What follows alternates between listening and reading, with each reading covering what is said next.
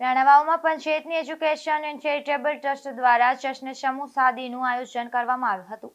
આશાપુરા ચોક ખાતે યોજાયેલા આ સમૂહમાં શાદીમાં 12 જેટલા નવયુગલોએ નિકાહ પડ્યા હતા। રાણાવાવમાં પંચાયતની એજ્યુકેશન એન્ડ ચેરિટેબલ ટ્રસ્ટ દ્વારા આ 14મી જશ્ન સમૂહ શાદી રાણાવાવ મસ્જિદના પેશી ઇમામ હાજી અબ્દુલ્લા મિયા બુખારીના અધ્યક્ષસ્થાને યોજાઈ હતી। આશાપુરા ચોક ખાતે થયેલી આયોજનમાં 12 જેટલા નવયુગલોને નિકાહ પડી અને નવી જિંદગીમાં પ્રવેશ કર્યો હતો। આ સમૂહ શાદીમાં ભાજપ અગ્રણી બાબુભાઈ ચૌહાણ સહિત આગેવાનોએ ખાસ હાજરી આપી હતી। તો ભાજપના સાંસદ રમેશભાઈ ધડુક તથા જિલ્લા ભાજપ પ્રમુખ રમેશભાઈ ઓડેદરાએ પંચાયતની કમિટીના આયોજકોને શુભેચ્છાઓ પાઠવી હતી। રાણાવાવ શહેર તાલુકાના મુસ્લિમ સમાજના બિરદારોને હાજરીને આવકારતા કાર્યક્રમના અધ્યક્ષ બુખારીને પંચાયતની ટ્રસ્ટને શુભેચ્છાઓ પાઠવી હતી।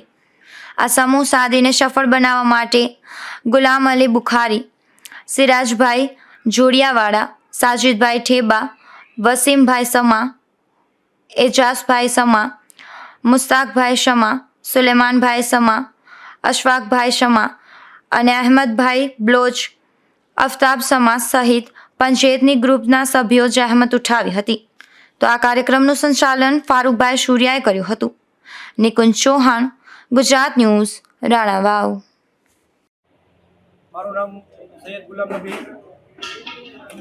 આજરોજ આશાપુરા ચોક ખાતે પંચાયતની એજ્યુકેશન ચેરિટેબલ ટ્રસ્ટ તરફથી 14મા સમૂહ શાદીનું આયોજન કરવામાં આવેલું હતું, જેમાં મુસ્લિમ સમાજના 12 દુલ્હનોએ ભાગ લીધેલ।